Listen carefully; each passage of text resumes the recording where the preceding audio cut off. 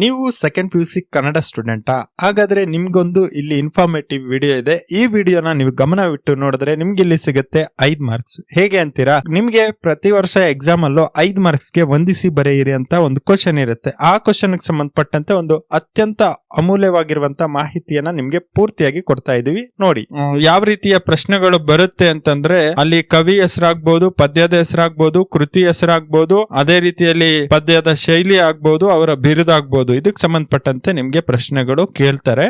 ಹಾಗಾಗಿ ಯಾವ್ದ್ರಲ್ಲಿ ಕೇಳಬಹುದು ಅಂತದ್ದು ಒಂದಷ್ಟು ನಾವು ರೆಡಿ ಮಾಡಿ ನಿಮ್ಗೆ ಈ ಒಂದು ವಿಡಿಯೋದಲ್ಲಿ ನಿಮ್ಗೆ ತಿಳಿಸ್ಕೊಡ್ತಾ ಹೋಗ್ತೀನಿ. ಮೊದಲನೇ ಒಂದು ಪದ್ಯ, ಕದಡಿದ ಸಲಿಲಂ ತಿಳಿಬಂದದೆ, ಕವಿ ನಾಗಚಂದ್ರ.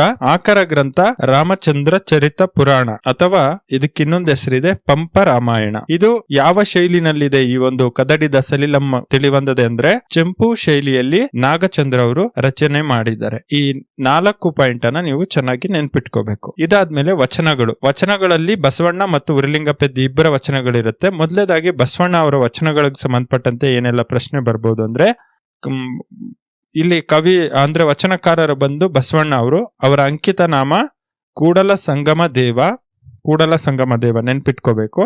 ಇದಾದ್ಮೇಲೆ ಎಲ್ಲಿಂದ ಈ ವಚನಗಳನ್ನ ಆಯ್ಕೆ ಮಾಡ್ಕೊಂಡಿದ್ದಾರೆ ಅಂದ್ರೆ, ಆಕರ ಗ್ರಂಥ ಸಮಗ್ರ ವಚನ ಸಂಪುಟ 1ರಿಂದ ಈ ಒಂದು ವಚನಗಳನ್ನ ಆಯ್ಕೆ ಮಾಡ್ಕೊಂಡಿದ್ದಾರೆ. ಸೊ ಇದಾದ್ಮೇಲೆ ಈ ಒಂದು ಶೈಲಿ ಯಾವುದು ಸಾಹಿತ್ಯ ಶೈಲಿ ಅಂದ್ರೆ ವಚನ ಶೈಲಿಯಲ್ಲಿ ವಚನಗಳನ್ನ ನೋಡಬಹುದು. ಇದಾದ್ಮೇಲೆ ಉರಿಲಿಂಗಪೆದ್ದಿ ಅವರ ವಚನಗಳು. ಉರಿಲಿಂಗಪೆದ್ದಿ ಅವರು ಬರೆದಿದ್ದಾರೆ.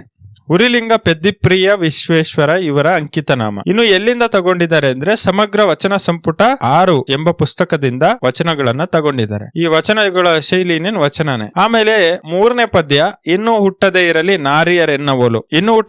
ನಾರಿಯರೆನ್ನುವಲು ಪದ್ಯವನ್ನ ಬರೆದಿರುವಂತದ್ದು ಕುಮಾರ ವ್ಯಾಸ. ಈತನಿಗೆ ಇನ್ನೊಂದು ಹೆಸರಿದೆ ನಾರಾಯಣಪ್ಪ, ಗದುಗಿನ ನಾರಾಯಣಪ್ಪ. ಸೊ ಹಾಗಾಗಿ ಇಲ್ಲಿ ನಾರಾಯಣಪ್ಪ ಅಂದ್ರೂ ಕುಮಾರವ್ಯಾಸನೇ, ಮರಿಬಾರ್ದು. ನಾವಲ್ಲಿ ಕೊಡದೇ ಇರ್ಬೋದು, ಬಟ್ ಇಲ್ಲಿ ಹೇಳ್ತಾ ಇದ್ದೀನಿ. ಕುಮಾರವ್ಯಾಸ ಅವರಿಗೆ ಇರುವಂತ ಬಿರುದನ್ನ ಕೇಳ್ಬೋದು ನಿಮ್ಗೆ. ರೂಪಕ ಸಾಮ್ರಾಜ್ಯದ ಚಕ್ರವರ್ತಿ ಅನ್ನುವಂಥದ್ದು ಕುಮಾರವ್ಯಾಸರ ಅವರ ಬಿರುದು. ಇದಾದ್ಮೇಲೆ ಆಕರ ಗ್ರಂಥ ಕರ್ನಾಟಕ ಭಾರತ ಕಥಾಮಂಜರಿ, ಇದು ಕುಮಾರವ್ಯಾಸ ಅವರು ಬರೆದಿರುವಂತದ್ದು. ಇದಕ್ಕೆ ಇನ್ನೊಂದು ಹೆಸರಿದೆ ಗದುಗಿನ ಭಾರತ ಅಂತಾನು ಕರೀತಾರೆ. ಕರ್ನಾಟಕ ಭಾರತ ಕಥಾಮಂಜರಿ ಅಂದ್ರು ಅದೇನೆ, ಗದುಗಿನ ಭಾರತ ಅಂತಂದ್ರು ಅದೇನೆ, ಕುಮಾರವ್ಯಾಸ ಭಾರತ ಅಂತಂದ್ರು ಅದೇನೆ.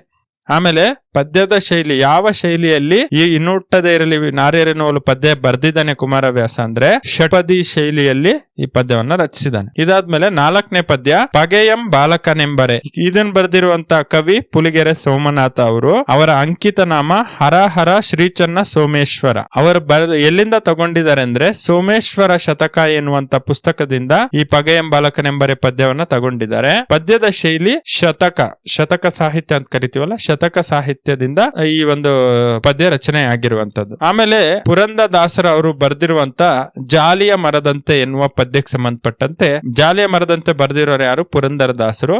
ಅವರ ಅಂಕಿತ ನಾಮ ಪುರಂದರ ವಿಠಲ. ಇವರಿಗೆ ಬಿರುದು ಕರ್ನಾಟಕ ಸಂಗೀತ ಪಿತಾಮಹ. ಎಲ್ಲಿಂದ ತಗೊಂಡಿದ್ದಾರೆ? ಪುರಂದರ ಸಾಹಿತ್ಯ ದರ್ಶನ ಎನ್ನುವ ಒಂದು ಪುಸ್ತಕದಿಂದ ಈ ಜಾಲಿಯ ಮರದಂತೆ ಪದ್ಯವನ್ನ ಆರಿಸಿಕೊಳ್ಳಲಾಗಿದೆ. ಈ ಪದ್ಯದ ಶೈಲಿ ಯಾವ ರೀತಿಯಲ್ಲಿದೆ ಅಂದ್ರೆ ಕೀರ್ತನೆಯ ಶೈಲಿಯಲ್ಲಿದೆ. ಇದಾದ ನಂತರ ನಮ್ಗೆ ಹಬ್ಬಲಿ ಅವರ ರಸಬಳ್ಳಿ ಬಂದ್ಬಿಟ್ಟು ಜನಪದ ಪ್ರಕಾರದ ಪದ್ಯ ಇದು. ಸೊ ಇದನ್ನ ಎಲ್ಲಿಂದ ಆಯ್ಕೆ ಮಾಡ್ಕೊಂಡಿದ್ದಾರೆ ಅಂತ ಕೇಳ್ತಾರೆ. ಗರತಿಯ ಹಾಡು ಎನ್ನುವಂತ ಪುಸ್ತಕದಿಂದ ಆರಿಸಿಕೊಳ್ಳಲಾಗಿದೆ. ಸೊ ಅದನ್ನ ಯಾರ ಮೂಲಕ ಸಂಗ್ರಹ ಮಾಡಿದ್ದಾರೆ ಅಂತಂದ್ರೆ ಹಲಸಂಗಿ ಗೆಳೆಯರು. ಯಾರ್ಯಾರು? ಮಾದಣ್ಣ ಓಲೆಕಾರ, ಮಧುರ ಚೆನ್ನ, ಕಾಪಸೇರೇವಪ್ಪ, ಸಿಂಪಿಲಿಂಗಣ್ಣ, ಚೆನ್ನಪ್ಪ. ಸೊ ಆತರ ಬರ್ತಾರ ಅವರು ಹಲಸಂಗಿ ಗೆಳೆಯರು. ಆ ಗೆಳೆಯರಿಂದ ಈ ಗರತಿಯ ಹಾಡು ಪುಸ್ತಕ ಅಲ್ಲಿ ಬಳಸ್ಕೊಂಡಿದ್ದಾರೆ ಆ ಪದ್ಯವನ್ನ. ಸೊ ಆ ಪುಸ್ತಕದಿಂದ ಹಬ್ಬಲಿ ಅವರ ರಸಬಳ್ಳಿ ಪದ್ಯವನ್ನ ನಮ್ಗೆ ಪಠ್ಯಕ್ರಮಕ್ಕೆ ಇಟ್ಟಿರುವಂತದ್ದು. ಯಾವ ಶೈಲಿನಲ್ಲಿದೆ ಅಂದ್ರೆ ಜನಪದ ಶೈಲಿನಲ್ಲಿದೆ. ಸೊ ಇದಾದ್ಮೇಲೆ ಬೆಳಗು ಜಾವ ದ.ರಾ. ಬೇಂದ್ರೆ ಅವರು ಬರೆದಿದ್ದಾರೆ. ಇವರ ಬಿರುದು ವರಕವಿ ಅಂತ ಕರಿತೀವಿ. ಇವರ ಕಾವ್ಯ ನಾಮ ಅಂಬಿಕಾತನಯ ದತ್ತ. ಎಲ್ಲಿಂದ ತಗೊಂಡಿದ್ದಾರೆ ಅಂದ್ರೆ ಮುಕ್ತ ಕಂಠ ಎನ್ನುವಂಥದ್ದು ಆಕರ ಗ್ರಂಥ. ಮುಕ್ತ ಕಂಠ ಮರಿಬಾರ್ದು, ಕೇಳಿದ್ದಾರೆ ತುಂಬಾ ಸಲ.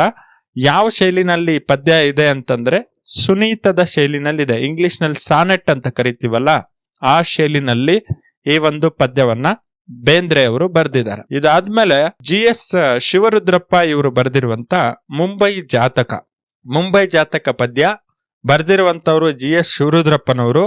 ಅವರ ಬಿರುದು ರಾಷ್ಟ್ರಕವಿ ಅಂತ ಕರಿತೀವಿ ನಾವು ಅವ್ರನ್ನ. ಕುವೆಂಪು ಅವ್ರನ್ನ ಹೆಂಗೆ ಕರಿತೀವಲ್ಲ ಹಂಗೆ ಇವರನ್ನು ಕೂಡ ರಾಷ್ಟ್ರಕವಿ ಅಂತ ಕರಿತೇವೆ.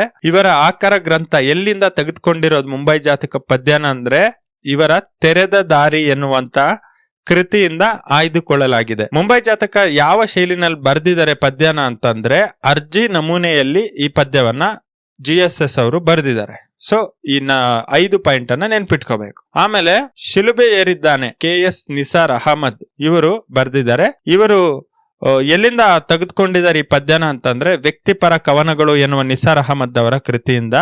ಸೊ ಅವ್ರದೊಂದು ಕ್ಯಾಸೆಟ್ ಕೂಡ ಬಿಡುಗಡೆ ಮಾಡಿದ್ದಾರೆ, ನಿತ್ಯೋತ್ಸವ ಅನ್ನುವಂಥದ್ದು. ಜೋಗದ ಸಿರಿ ಬೆಳಕಿನಲ್ಲಿ ಪದ್ಯ ಇದೆಯಲ್ಲ ಅದು. ಒಂದ್ ವೇಳೆ ನಿತ್ಯೋತ್ಸವ ಅಂತ ಕೊಟ್ರು ಅದು ನಿಸಾರ್ ಅಹಮದ್ ಅವ್ರಿಗೆ ಸಂಬಂಧಪಡುತ್ತೆ. ಅದನ್ನು ಕೂಡ ನೆನ್ಪಿಟ್ಕೋಬೇಕು. ಈ 4 ಪಾಯಿಂಟ್ ಅಲ್ಲಿ ನೆನ್ಪಿಟ್ಕೋಬೇಕು. ಇದಾದ್ಮೇಲೆ ಒಂದು ಹೂವು ಹೆಚ್ಚಿಗೆ ಇಡುತ್ತೀನಿ ಈ ಒಂದು ಪದ್ಯ, ಒಂದು ಹೂವು ಹೆಚ್ಚಿಗೆ ಇಡುತ್ತೀನಿ ಪದ್ಯವನ್ನ ಬರ್ದಿರುವಂತವ್ರು ಲಲಿತಾ ಸಿದ್ಧ ಬಸವಯ್ಯ ಅವ್ರದ್ದು ಹಿಂದೆ Q2 ಎಕ್ಸಾಮ್ ಅಲ್ಲಿ ಕೇಳಿದ್ದಾರೆ. ಸೊ ಆಕರ ಗ್ರಂಥ ಯಾವುದು ಅಂತ ಚೆನ್ನಾಗಿ ನೆನ್ಪಿಟ್ಕೋಬೇಕು. ಕವಿತೆ 2006 ಎನ್ನುವಂತ ಪುಸ್ತಕದಿಂದ ಒಂದು ಹೂವು ಹೆಚ್ಚಿಗೆ ಇಡುತ್ತೀನಿ ಎಂಬ ಪದ್ಯವನ್ನ ಆರಿಸಿಕೊಳ್ಳಲಾಗಿದೆ. ಇದಾದ್ಮೇಲೆ T ಯಲ್ಲಪ್ಪ ಸರ್ ಅವರು ಬರ್ದಿರುವಂತ ಹತ್ತಿ ಚಿತ್ತ ಮತ್ತು ಇದನ್ನ ತುಂಬಾ ಸಲ ಕೇಳಿದ್ದಾರೆ. ಏನ್ ಕೇಳಿದಾರೆಪ್ಪ ಅಂತಂದ್ರೆ ಆಕರ ಗ್ರಂಥವನ್ನ ಕೇಳಿದ್ದಾರೆ. ಚಿಟ್ಟೆ ಮತ್ತು ಜೀವಯಾನ ಆಗ್ಲೇ ನೋಡಿದ್ವಲ್ಲ, ಲಲಿತಾ ಸಿದ್ಧ ಬಸವಯ್ಯ ಅವ್ರದ್ದು ಮತ್ತೆ ಇವ್ರದ್ದು ಇಬ್ಬರಲ್ಲಿ ಒಬ್ರದ್ದು ಕೇಳ್ತಾರೆ ಕೃತಿನ. ಸೊ ಅದಕ್ಕೆ ನೆನ್ಪಿಟ್ಕೊಳ್ಳಿ.